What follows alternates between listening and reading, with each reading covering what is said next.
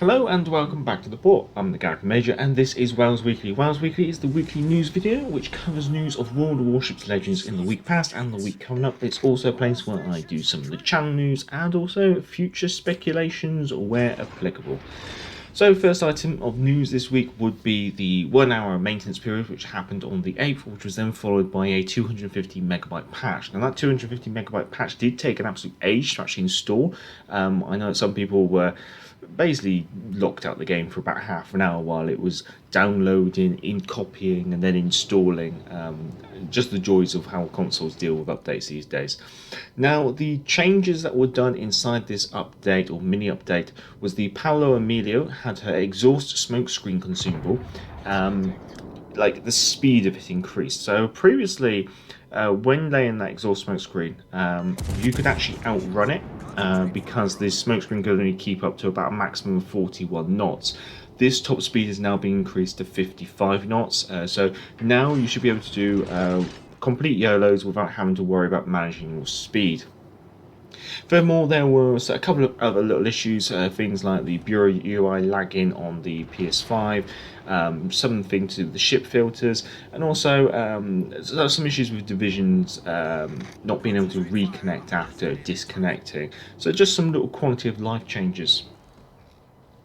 Now, in regards to maybe some of the bigger news item, that would be the update and developer live stream, which was done on the 30th of July. Now, I watched the first 2 hours of it. After that, I didn't want to watch anymore. There's only so much I can take in one sitting. But what I've done is I've re-reviewed the main developer Q&A part of it. That's where most of the information is going to be. The following 2 hours is probably not going to be so interesting in regards to the amount of information being informed, I guess you could say. Anyway, so what did we learn from this developer Q&A? Well, first of all, the ability to pick your port is not on the backlog, and the backlog is basically a list of things that are on the to-do list, and it's not on there at the moment.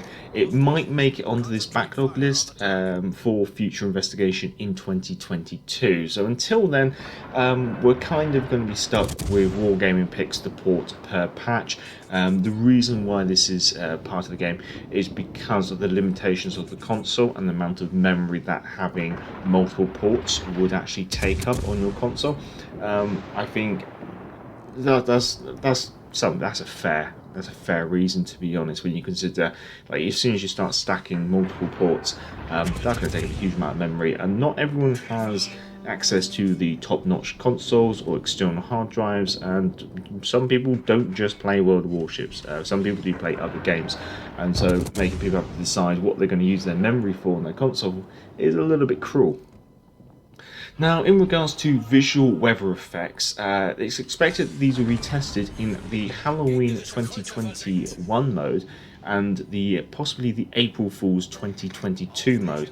Now, this is just visual weather effects, whether it's just rain or maybe visual weather effects that do impact the game, like visibility, like typhoons and stuff.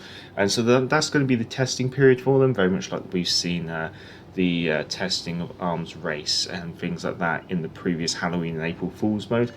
Now, in regards to physically impacting weather effects, such as big waves that make your ship roll heavily and things like that, this is just a general no-go in regards from Wargaming to all World of Warships games. That's on like mobile, console and PC.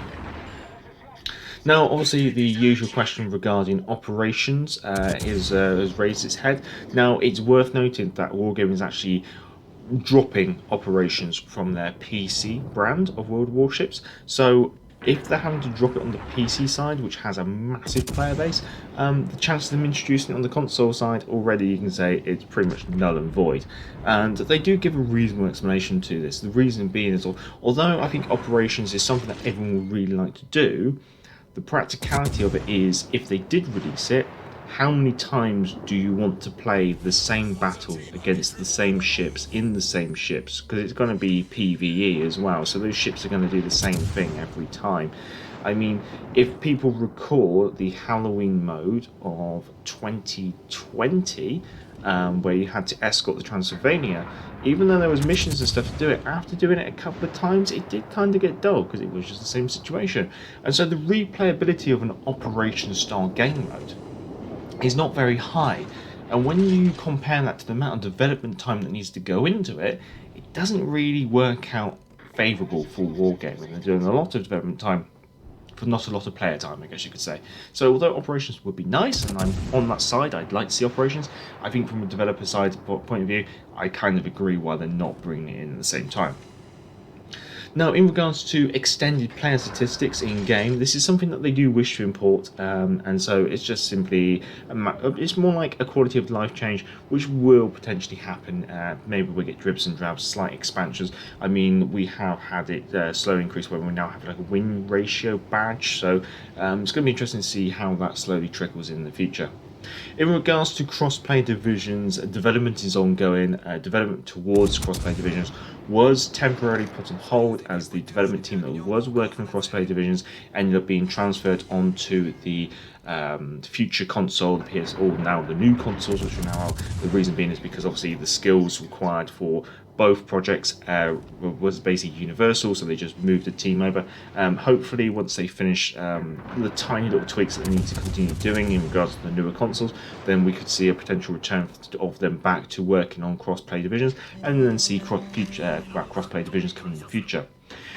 In regards to clans, they do intend to bring them in. These will be delivered in two big parts. The first part will be to introduce just clans simply to allow the population of clans to basically start getting groups of players together who are willing to play clan battles.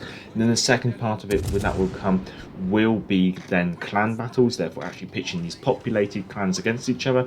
But this is not expected to be anything earlier than 2022. In regards to training rooms, this will be implemented around the same time as clans, because obviously some of the maybe more prestigious clans may wish to have like induction training and things like that. But the nice one idea there of maybe training rooms coming is right now, okay, say they're not going to bring operations, but at least then if the community want to make their own operations, they can do so in training rooms and do a PvP operation style, which could be quite interesting. Now, in regards to the sound rework, this is underway and it has gone through a phase of super testing, and it's being close to being finished. At the moment, they're basically taking the feedback from that round of super testing. They're probably then going to issue it out for one more round of super testing, do any final tweaks, and there's potential that it will be implemented this year. In regards to Royal Navy carriers, obviously these are confirmed. They've been confirmed for a little while now, but obviously we haven't got a delivery date. I guess that's still fluid. Now what they basically say is the ships are ready. They know what they want to do with the ships. What they're working on at the moment is the aircraft and their traits, and they're still under development. In regards to secondary batteries, obviously that covers all classes practically. Wargaming's point of view on these is these are performing averagely. I mean, they're not great, but they're not terrible at the same time, I guess you could say. Although I still chuckle when I see a secondary fire a shell 100 meters away from the gun barrel when the enemy ship's 6 kilometers away. But hey, that's the joys of RNG, I guess. But yeah, so they are looking at how they could potentially improve these. They are looking at potentially having manual targeting for them. That'll basically be where you say, secondaries, I want you to target this ship, and then the secondaries just bombard away on your chosen ship. However, what they're limited by is the controller inputs. So obviously they're still working with that, because obviously with a PC you've got more like probably 36 buttons on a keyboard quite easily, whereas on a console you're a lot more restricted, I guess you could say. In regards to being able to turn the anti-aircraft off on destroyers, this is being looked into, because obviously if a destroyer has its anti-aircraft range larger than its detectability, then a carrier can hone in on that. So I think obviously giving destroyer players the ability to turn it off is a good one, but I think on the other hand, as a destroyer player, think about what the impact is of your AA in comparison to your detectability. A good example is like most of the British destroyers, excluding the Lightning, the AA range is actually the same as your detectability by air. So basically, if you anti-aircraft guns start shooting at the aircraft probably already can see you, so it doesn't really matter too much. Whereas, say, on some of the American destroyers, where your anti-aircraft range is about 2 kilometers more than your detectability by air, that's when that can be a bit of an issue if you haven't got like an AA style build. But even in an AA build, in most destroyers, isn't really a viable thing. In regards to SAP or semi-armor piercing for Italian cruisers, this is being reviewed. Now, it's potential that semi-armor piercing will be introduced on an Italian premium cruiser, where it can then be tweaked and reviewed and tested, and then with a wider implementation to the tech tree cruisers if they are found to be satisfactory results. Now, in regards to that, it basically means expect an Italian premium cruiser, looking at the PC version of the game and comparing it to the console version of the game and seeing what we've got, what they've got, what's missing, what tiers they could be. Obviously, you're going to have to pardon my Italian pronunciations because Italian is definitely not a language within my skill book. But ships we could be looking at would be the Gorizia at tier 6, or the Genova, which should be at tier 4. Probably be the tier 6 if I had to place a bet. Now, in regards to UI updates and also things like controller mapping or HUD customization, these are on the backlog, but there's no plans of those kind of changes happening anytime soon. In regards to having more in-depth statistics on the ships, there are no plans on having those introduced at the current moment. In regards to lower cost items and other ships for the Forge, which can be purchased for steel, it's obviously planned. They've been saying it's been planned for ages, but the only thing we've had introduced was a couple of what people call the ice camouflages, or the Arctic camouflages, and also I've seen some people coin them as the cocaine plunge camouflages. Basically, Wargaming confesses that the steel income is deemed to be too slow. Basically, even though the introduction of steel was for the hardcore player community, the actual acquisition of steel is a lot slower than they anticipated. What they're expecting to do is to make changes to the goods in the forge rather than the steel income. So potentially, we might see reduction of costs of the things in the store for the forge, I guess you could say, which I think is fair enough because when you compare when I've compared my income of steel to what's available in the forge, I go, none of those items are worthwhile. Like in comparison to how much effort I'm having to spend earning steel compared to what I can get for the steel, it's not justifiable. I might as well just sit on the steel. So potentially, whether that means the Missouri might get cheaper, you never know. But keep an eye out on that. Now, in regards to obtaining legendary ships and whether there could be another way, it's potential. Watch this space, I guess you could say. In regards to legendary ships this year, yes, more are planned. Now, 2 of them, obviously, they could not say the exact names because obviously that would be giving too much away. But based on the hinting, it looks like Minotaur and Montana will be coming this year. Now, one thing they did confirm was Des Moines was not coming this year. In regards to mounting permanent camouflages back into paint, whether that be at a cost or not, or like a reduction rate or something, it is on the backlog. So it is on the list of to-do things that they will review. In regards to the Zerline Baltimore and whether she will receive the same buffs as the Tech Tree Baltimore, this is basically confirmed. It seems like they're happy with the tweaks that they made to the Tech Tree Baltimore, therefore it's just a matter of time for them to roll out the changes to the Zerlane Baltimore, and they're expecting to do this within the next 2 updates or after the next 2 updates. So watch this space, I guess you could say, in regards to that. Now, obviously, today starts Ranked Season 15. Now, Ranked Season 15, it's Tier 7 this time. It's running from August the 5th to August the 9th. Now, no aircraft carriers will be allowed. A maximum of 2 destroyers per team will be allowed. Obviously, the arms race mechanic is still active, and we haven't seen any mentions in regards to any changes to that mechanic. Now, irrevocable ranks will be all ranks as well. Team size will be 5 to 7 players, and divisions of up to 2 players will be allowed. As per the previous season, it will be on the same maps: Trident, Neighbours, and Haven. If you haven't been playing ranked, then this probably doesn't mean too much to you. If you have been playing ranked, then this might be of some useful information. In regards to my personal thoughts on how Ranked Battles Season 14 went, it was nice to actually have Tier 6 ships back again.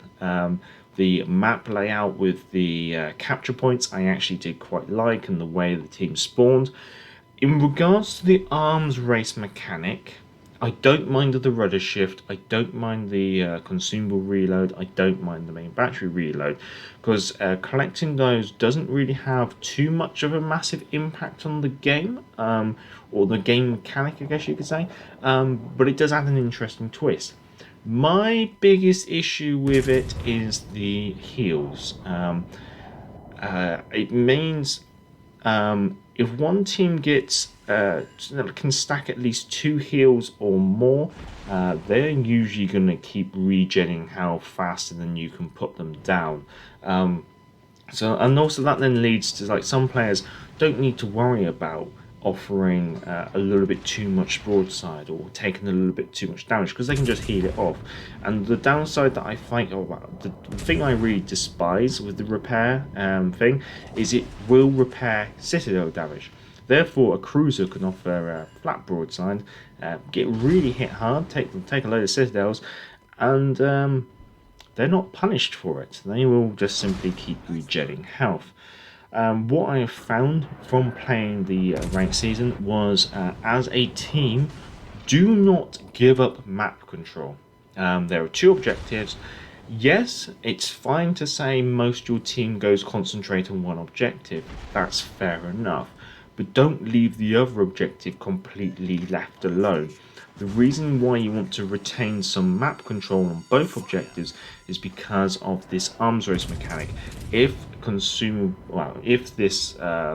these buffs appear at either side, you want to either be in a position to collect them, or to stop the enemy team collecting them, or at least stop them collecting it scot-free.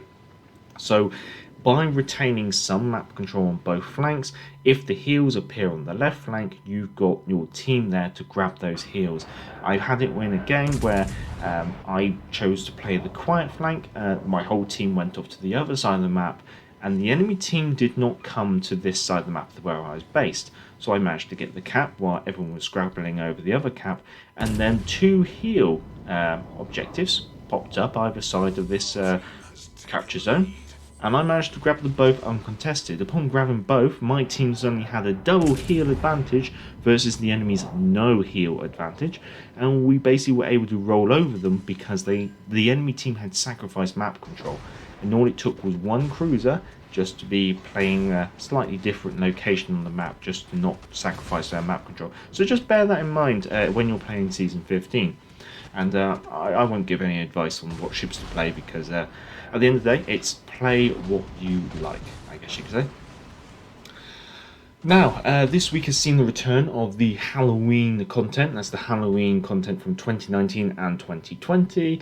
Next week is going to see a return of the Black Friday content. So that's running from August 9th to August 16th. Whether this is going to be Black Friday 2019 and 2020, it's quite likely. That would mean that we will see a return of a Targo, Warspite, Mutsu, Indianapolis, Bieksavitska, and Scharnhorst, all in the Black Friday camouflages potentially. Also probably see return Black Friday crates, which do have quite good rewards in sometimes, and furthermore probably shadow camos, which would be quite nice as well. This week, if you have PlayStation Plus, then the Navy of the Round bundle is now available in the console store. This grants you the Tier 4 cruise of the Konigsberg, which you can just, if you already own the Konigsberg, then you're just going to get credits for it. Also, permanent camouflage of the Konigsberg, German Tier 3 Premium Destroyer G101, along with common crates, commander crates, and booster flags for battle booster flags, and actually some Type 3 and Type 4 camouflages. I won't go through all the numbers. Right, also down in the description there's 2 redeem codes for some flags. One's for the Friendship Day flag, and the other one is for Wargaming's commemorative birthday flag and a patch if they are of interest. In regards to channel news, we have, first of all, there was no amateur report on Monday. The reason being was on Sunday I recorded the ZF6, the Palo Emilio, and a stream intro trailer. So on Monday I did a test stream using OBS rather than launching the stream from the console. General feedback seems to be positive. Having rewatched the stream myself, the only complaint I personally have is the sound volumes was just not high enough. So I'm going to obviously stream again using OBS this Friday. Hopefully this time the sound audio will be a bit higher. What I did was when I was testing using headphones. Of course, with headphones the sound is a lot better, whereas if you listen to it through a speaker you really have to turn the stream right up just about to hear it in, say, like a semi-noisy environment. So that's something that I personally have to just work on. Now, the ZF6 review came out yesterday. The Palo Emilio review will be coming out tomorrow, but I have to re-record it because of the changes that they made to the Palo Emilio, and I feel like it's worth me re-recording it and just showing how that smoke has actually changed it. So that's what's coming up. Now, apart from that, there's not really much more for me to add in regards to channel news. I guess a little bit of personal news. I will be in London probably this time next week. Oh, not quite this time next week, but a little bit later. I aim to visit HMS Belfast and the Imperial War Museum in London. I've done the Imperial War Museum probably about 4 or 5 times previously. I've never done HMS Belfast, so I am looking to obviously get some like photos and maybe a little bit of video content from both, so you might see that cropping up on the channel in the future. So I look forward to that actually. I might do like a little bit of a review of the recent World of Warships Legends gaming booths that they've added on HMS Belfast, or even just get some footage from there if I can. Well, that seems to be absolutely everything written on my list, so I'd like to say thank you very much to the subscribers, because you're most likely the ones that are listening. If you can, give it a thumbs up, that always does help the channel, and if you aren't a subscriber, feel free to subscribe. Down in the description are those redeem codes, along with a link to Patreon if you want to support the channel on Patreon, and also email address to the channel if you want to send any of your own game captures for amateur reports. Apart from that, I've been the Galloping Major, and back to the port. Hey, hey, clear the way, here comes the Galloping Major. Bumpity, bumpity, bumpity, bump. Get out of the way there, you fellows, unless you want me to run you down. I guess this is the life. Now, hey, hey, clear the way, here comes the Galloping